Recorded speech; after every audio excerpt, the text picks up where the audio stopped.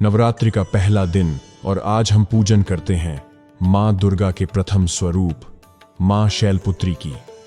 मां शैलपुत्री का अर्थ है पर्वतराज हिमालय की पुत्री।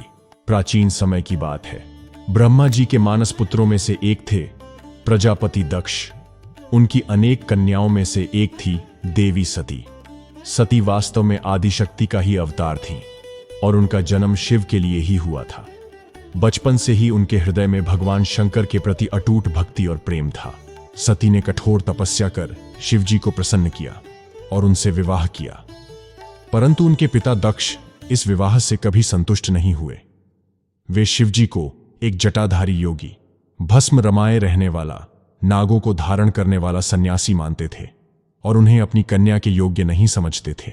एक बार दक्ष ने एक भव्य यज्ञ का आयोजन किया।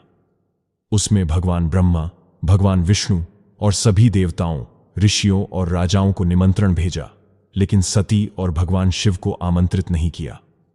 सती को यह जानकर बहुत दुख पहुंचा। फिर भी वे अपने पिता के घर जाने का निश्चय कर बैठीं। भगवान शिव ने उन्हें रोकना चाहा, परंतु सती पिता के स्नेह में अंधी होकर यज्ञ में चली गई। जब सती यज्ञ में पहुंची तो उन्होंने देखा कि सभी देवताओं, ऋषियों और राजाओं के लिए बड़े आदर से आसन और उपहार सजाए गए हैं, लेकिन उनके स्वामी, उनके प्रभु महादेव के लिए न तो आसन था न ही कोई उल्लेख। सती ने अपने पिता से विनम्र स्वर में पूछा, पिताश्री, आपने सबको आमंत्रित किया, परंतु मेरे स्वामी को क्यों नहीं बुलाया? क्या आप उन्हें देवों में सर्वोच्च नहीं मानते? इस पर दक्ष हंस पड़ा और सबके सामने कटु वचन कहने लगा। उसने कहा, शिव, वह कौन सा देवता है? वह तो जटाधारी योगी है, भस्म रमाए रहता है, शवों पर बैठता है, गले में नाक लपेटे रहता है। उसके पास न वैभव है न राजसी ठाठ। वह तो दिगंबर है, भिक्षुक है, और तू मेरी पुत्री उसे अपना पति कहती है।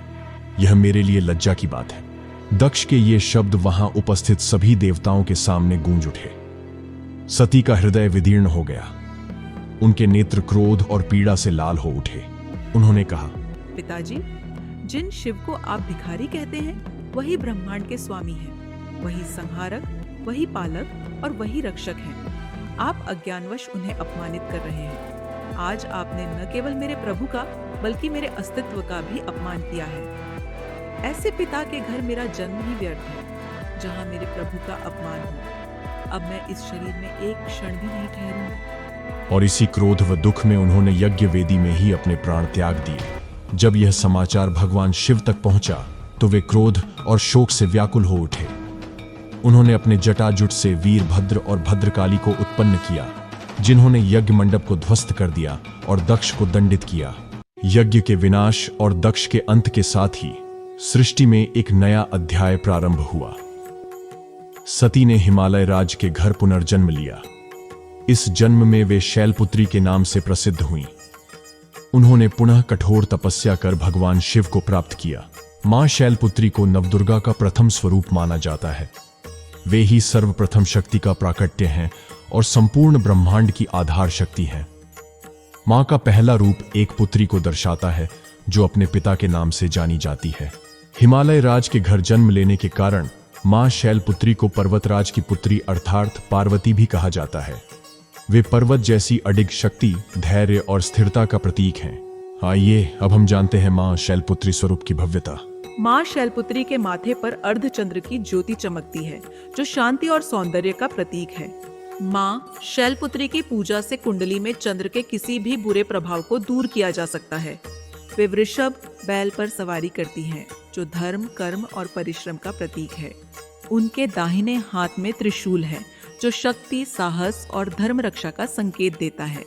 बाएं हाथ में कमल पुष्प है, जो शुद्धता, भक्ति और आध्यात्मिक जागृति का प्रतीक है।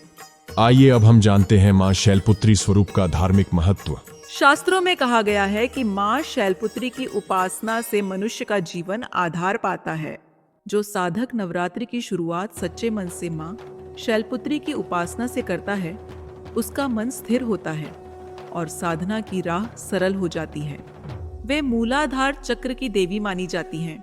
जब साधक इस चक्र पर ध्यान करता है, तब उसके भीतर आध्यात्मिक यात्रा की शुरुआत होती है। माँ शैलपुत्री का स्वरूप हमें यह सिखाता है कि जीवन की सबसे बड़ी शक्ति स्थिरता और धैर्य में छिपी है। जो अपने कर्म और श्रद्धा पर अटल रहता है, उसके लिए सफलता और मोक्ष निश्चित है। बोलिए जय माता दी। ओम देवी शैलपुत्र्यै नमः।